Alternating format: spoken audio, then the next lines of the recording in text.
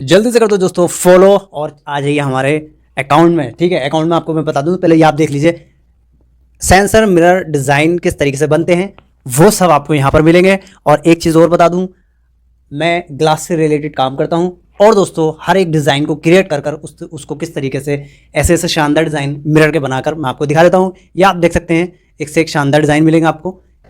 तो इस तरीके के डिज़ाइन आपको बहुत ही आसान तरीके से आपको एक एडवाइस मिल जाएगी कि आप किस तरीके से देखकर बना सकते हैं। ठीक है, और यहाँ पर आप देख सकते हैं ये हमारे पास है एक से एक शानदार डिज़ाइन यहाँ पर आपको मिलेंगे देखने को, ये आप देख सकते हैं। ठीक है, हर एक डिज़ाइन से रिलेटेड मिलेंगे आपको। तो जल्दी से फॉलो कीजिए और बढ़ते हैं आगे।